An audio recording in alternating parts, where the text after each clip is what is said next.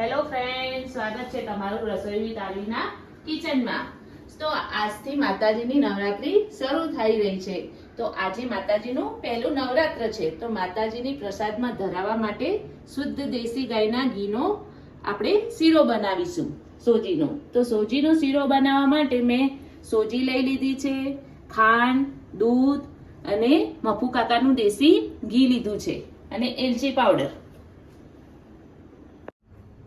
તો મિત્રો આપણે જે સોજીનો શીરો બનાવવાના છીએ એના માટે આપણે મફુ કાકાનું જે દેશી ઘી વાપરવાના છીએ એના માટે હું તમને થોડી માહિતી આપું। તો મિત્રો આપણે આ જો મફુ કાકાનું ઘી છે એ 100% શુદ્ધ છે અને A2 ગાયનું ઘી જે લેબોરેટરી ટેસ્ટેડ છે અને આરોગ્યવર્ધક છે। તો આપણે એક પેન લઈ લીધું છે। તો પેનમાં આપણે આ મફુ કાકાનું જે ઘી છે એ જ લીધું છે। તો આપણે હવે આમાં એક બાઉલ ઘી નાખીશું અને ઘી ગરમ થાય પછી જ આપણે સોજી નાખીશું।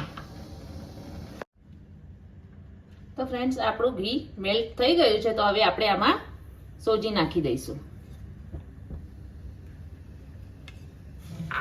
હવે સોજીને આપણે પ્રોપર ઘીમાં મિક્સ કરીને હલાવીશું। અને મિત્રો આ ઘીની સ્મેલ ખૂબ જ સરસ આવે છે, કારણ કે મેં તો અગાઉ એક બોટલ લાવીને વાપરી ચૂકી છે। તો તમે પણ લાવીને એક વખત વાપરજો। અને આ હેલ્થ માટે પણ આ ઘી બહુ જ સારું હોય છે।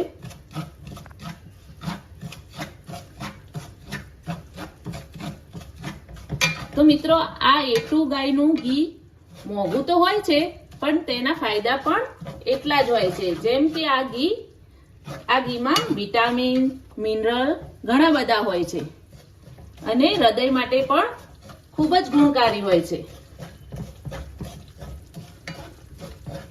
અને વજન ઉતારવામાં તો ખૂબ જ આનો ઉપયોગ થાય છે। જો આપણું આ સોજી શેકાવા લાગી છે તો મિત્રો આ ઘી ખાવાથી રોગપ્રતિકારક શક્તિ પણ વધે છે। જો આપણા સોજીનો કલર થોડો થોડો ચેન્જ થવા લાગ્યો છે। હજુ થોડી આપણે એને શેકાવા દઈશું।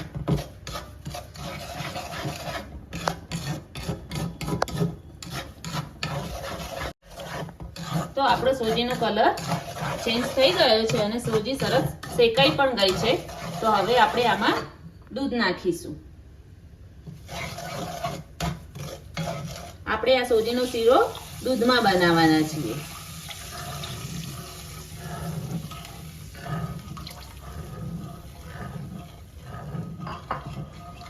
હવે જ્યાં સુધી દૂધ બળે નહીં ત્યાં સુધી આપણે આ શીરાને હલાવીશું। તો આપણે સોજીનો શીરો જો દૂધ અંદર નાખ્યું હતું એકદમ બળી ગયું છે। તો હવે આપણે એલચી પાવડર નાખીશું અને આ એક બાઉલ જેટલી આપણે ખાંડ લીધી છે એ ખાંડ તમારા ટેસ્ટ મુજબ તમારે જે પ્રમાણે ગળપણ જોતું હોય એ પ્રમાણે તમે નાખી શકો છો।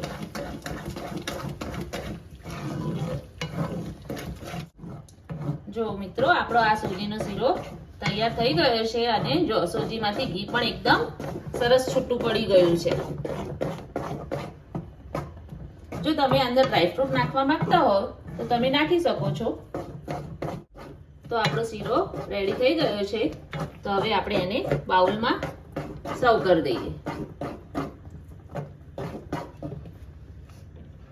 તો આપણે શીરો બાઉલમાં સર્વ કરી દઈએ।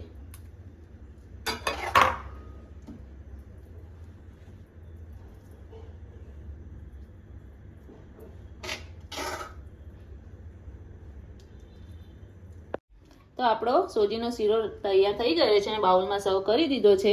તો આપણે કાજુ બદામની કતરણ અને આ કેસરના તાતણાથી આપણે ગાર્નિશ કરીશું।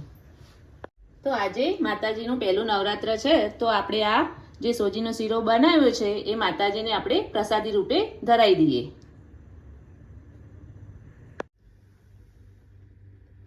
તો તમને જો મારી આ રેસીપી પસંદ આવી હોય તો કોમેન્ટમાં જરૂરથી જણાવજો અને લાઈક શેર અને સબસ્ક્રાઈબ કરવાનું ભૂલતા નહીં.